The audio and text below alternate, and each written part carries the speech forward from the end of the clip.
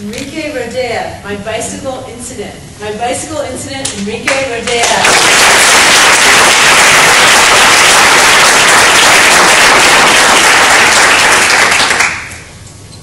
How many here knows how to learn how to ride a bicycle? Pretty much everybody. Well, great. Well, let me take you first of all back to my youth days. Put my hat a little backwards, and I thought I had the little jeans and the outfit. So, here I am, little boy, about a little bit younger than my son right there.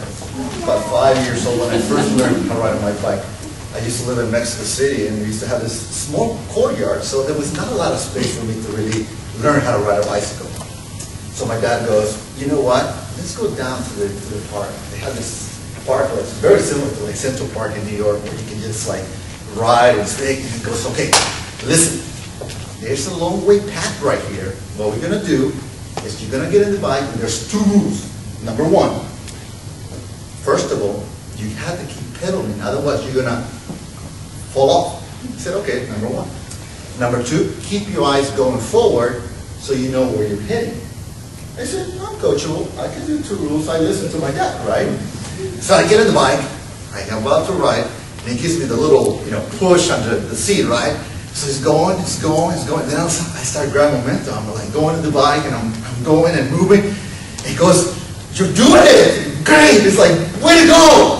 And I'm like, yeah! He goes, okay, stop! I'm like he never showed me how to stop. I'm like, what's going on here? He goes, stop! Like, I don't know how to stop. So I keep going, my eyes forward. So he comes out and he goes, okay, well, he starts chasing me. He's probably right behind me, and I keep going faster, he keeps running. Finally, who would have known that bushes can be so cushy? Eventually, the end of the road came, and that was the story of my first. Well, from there, today I'm going to show you that if you ever teach somebody how to ride a bike, a couple of things to keep in mind, and you'll see why. There was another incident. This, by now, by the way, I know how to ride a bike. Back in those days, my mom goes, and you know what? I need you to go to the store and buy me some lettuce. So pick up my bike, go to the store. Now, the store is not like Bonds and your typical store. It's the type of store that, basically it's on the street. You go and buy your vegetables, and you put them in a bag, and you go home. So I get to the place, and I ask. The guy actually asked me, like, how much lettuce were you going to? I said, how about 2 kilos? Who would have known that 2 kilos of lettuce would have been like a big bag like this? So I said, okay, no problem. I can deal with this. Wrap it up to the handlebar, and I'm going. And then all of a sudden this cart comes up. I have to make like a sharp turn to the left. The lettuce starts like wobbling around. Before you know it, it has shredded lettuce, and we were ready for taco salad. My goodness. Lettuce all over the place. I grab my shirt and I start putting all the missing pieces, and I carry this home, and my mom goes, where's the lettuce? That's exactly what I wanted. So that was, I wish to tell you that kind of like my story ended there. There was a time where they were building this new highway. My friends and I used to like ride a bicycle, and we used to like race as fast as we could because, we wanted to see who was the fastest. So we get in the bike, so you can imagine just the highway, nobody there, just bicycles, right? We get going, and I'm like kind of leading the pack, right? And I'm going on my bike, and when you start riding a bike, you kind of like push left and right to grab more momentum. All of a sudden my handlebars twist and go like this. I said, okay, well that's not good. Then I push back up, I go, okay, no handlebars.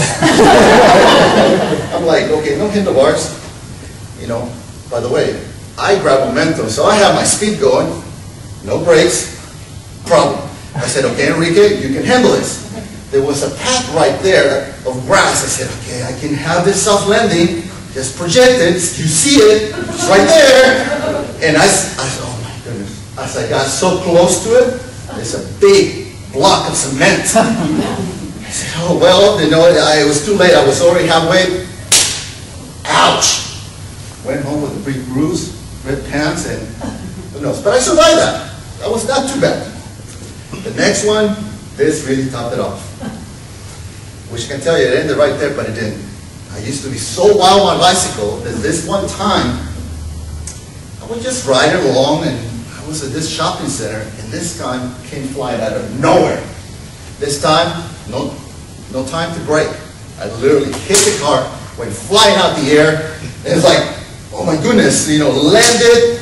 Before you know it, I'm at the hospital. Be quiet, I couldn't move, and I was kind of hurt. I was young at that time. So they took me to the hospital. I'm at the hospital, and kind of hurt. They called my mom. So imagine, my mom doesn't really speak a lot of English. She goes, Dios mío, mi hijo, where is he? Just like looking for it. Like, where did they have it? So she's so happy. It's like, don't worry. Now, let me tell you something. It's a good thing that your name is Enrique Rodea, because your initials kind of go with emergency. So finally, they get the mom. They said, Mom, this is hijo, are you fine? Are you okay? I go, don't worry, Mom. Everything is okay. By the way, they were just expecting me. ER all the way, so I'm there. So now, my mom is like all happy and everything else. So let me just tell you, if you ever gonna fall, make sure you have a soft landing.